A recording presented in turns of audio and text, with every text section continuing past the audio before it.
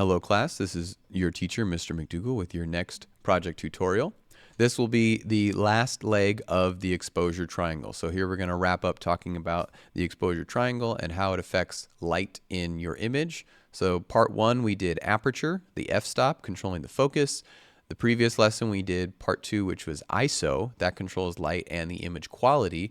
And then the third and final one we're going to talk about, part three, shutter speed. This will be the third component of the exposure triangle. Again, it controls light and something else. So just like we did in the previous two lessons, pause the video you're watching right now with me, go and watch this video that says what is shutter speed. As you're watching it, answer the questions on this quiz.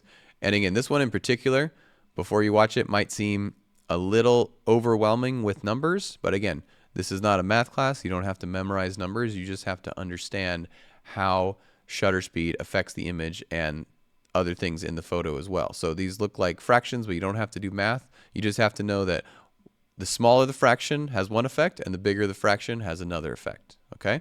So do that first, and then we'll come back and we'll go over the presentation right here. So here's the presentation on shutter speed. Again, just quickly recapping everything you just watched in the Studio Binder YouTube video. So the objectives of this one, same as before, talking about shutter speed and its effect on the overall exposure and other components of a photograph and how it balances out with the other parts of the exposure triangle. So the main features of shutter speed, again, same back of the camera, we talked about all three of these. And there's a reason these three measurements are always on the back of the camera, or the biggest ones to change, because they're the most important. These three things are the most important part of a photo, making sure it's well exposed, not too bright, not too dark. We talked about aperture, ISO, and now shutter speed. And shutter speed is almost always a fraction, unless you're going super slow, which is very rare. So for the most part, it's always going to be this fraction number right here. And it's a fraction because it's measured in fractions of a second. This one is determined in forms of speed, so it affects light and motion blur is the other most important thing that it affects. It's controlled by how long the shutter is open. The shutter is a mechanical component of the camera. It opens to let light in, and then it closes. And how fast it opens and closes determines the shutter speed. And again, it's measured in fractions of a second. That's what this fraction means. This doesn't mean 1 out of 160. It means it's 1/160th of a second is what that means. So the bigger this fraction number is, this bottom number, the faster the shutter speed is getting. So again, the higher the shutter speed means this number on the right side of the slash is getting bigger. That means it's getting faster, less light is coming in, and it becomes less blurry. The slower the shutter, the bigger this, or the smaller this number gets. So if you go all the way to 1/2, that means it's open for half a second, and that means it's blurrier. Let's see some examples. So again, right here, this is again talking about fractions of a second. So you can have it open for 1 whole second, and that a very slow shutter making your image blurry, and then a half a second is also very slow. But you could see as we start getting faster, above 100, like 1/100th of a second and a little bit faster, it will freeze frame our image. When you have very fast moving objects, you want to have a faster shutter to give them a cool freeze frame effect. So again, you don't have to memorize these numbers, but you just have to know as we start to slow the shutter down, we start to get blurrier. And as we start to speed the shutter up, we don't get as much blur anymore. Same thing right here. This is a moving pinwheel with a slow shutter. It looks like this. And again, the pinwheel is still moving, but with a fast shutter, it looks like it's frozen in place and not moving at all. So with a slow shutter, as you saw in the video, it talked about Picasso using these light arts. A slower shutter means it's open for a longer time, which is letting more light in, but it also increases the motion blur.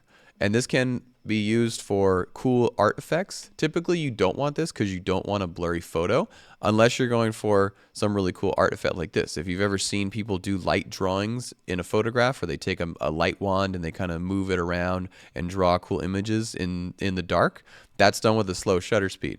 So the shutter speed is open for so long that it's capturing all of this motion and all of this light that's causing this drag and this blur, and that's something that can look really cool.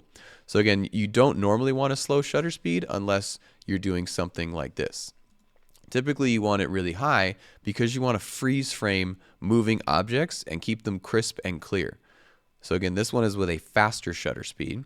So the faster the shutter, the less light is coming in, and it's causing less motion blur. So those are, again, the things you need to keep in mind. Faster shutter means less light, less blur, and this is good for fast moving objects. The faster the object is moving, the faster your shutter speed needs to be. So if you have someone who's running or doing any kind of athletic exercise, I would recommend keeping it at 1/500th or higher, because that's what you're going to need to capture it. When I was at the Cal State Fullerton Daily Titan, I took a lot of sports photos, and I had to make sure I had a super fast shutter speed so I can get these really cool shots of the athletes frozen in place with no motion blur, making it a really cool quality image. And again, this determines by the light. If you're outside in the sunlight, it's really easy because you got plenty of light coming in. But if you're indoors, it's a little bit trickier because, again, the faster the shutter, less light's coming in to make your image darker. So you got to be careful. But if you're shooting people moving outside in the sun, you should be okay. All right. So let's go back to the same thing we've been doing for the last couple lessons. Go to the classwork slides. And then we're going to do the exact same thing. We're going to take a photo with the camera sim website at the two extremes, and then you're going to take two photos yourself with the camera at the two extremes. So for this one, again, let's go to that camera sim website that we've used the last two times. It should be bookmarked right here with the little girl in the pinwheel. Let's start the sim. And this is the reason that she has the pinwheel and that she's moving back and forth, because we need to capture a moving object for the shutter speed. That's why you may have been wondering why she had this pinwheel the entire time. This is why, so we could practice shutter. All right, so the shutter needs to be on TV mode. That is the shutter priority mode. So let's do that.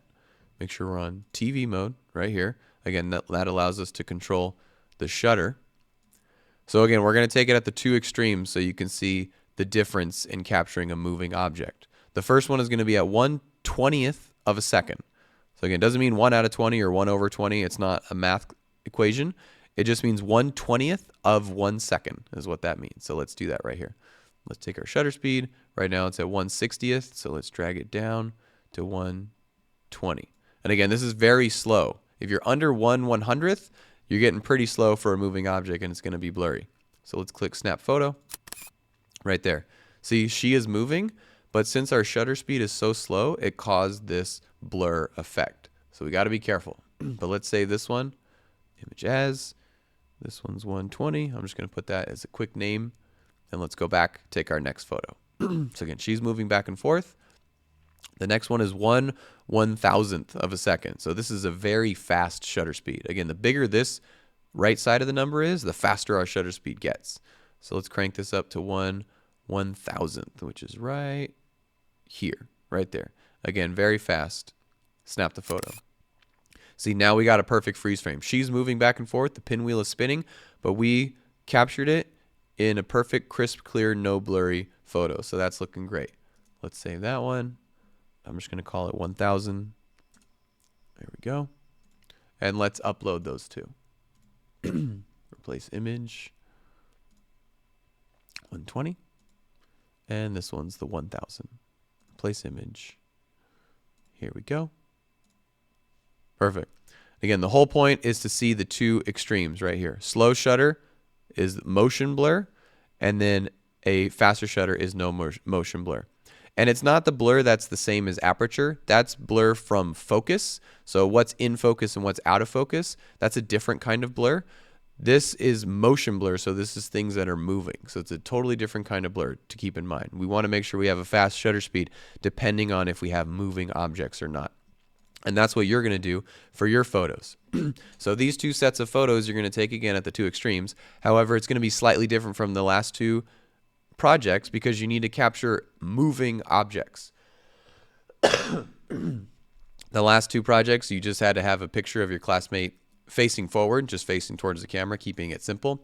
However, now we need to see if it's blurry or not. So again, you need to have your subjects moving. So on camera, take a picture of your classmate, have them moving across the camera in one way or another. Have them run, jump, skip, some way from side to side across the camera so you can see how blurry it is. So your first photo is going to be at 1/5 of a second. So again, this 5 is going to be the lower number, meaning it's super slow shutter, so it's going to be super blurry on this one.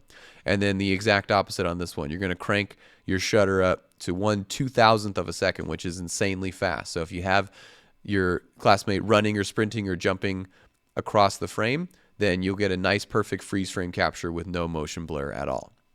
Okay, so again, just like we've been doing, take your shots, upload them to here, and once you've completed all that, you can turn it in, and that wraps up all 3 parts of the exposure triangle. Okay, again, find me if you have questions. Good luck and have fun.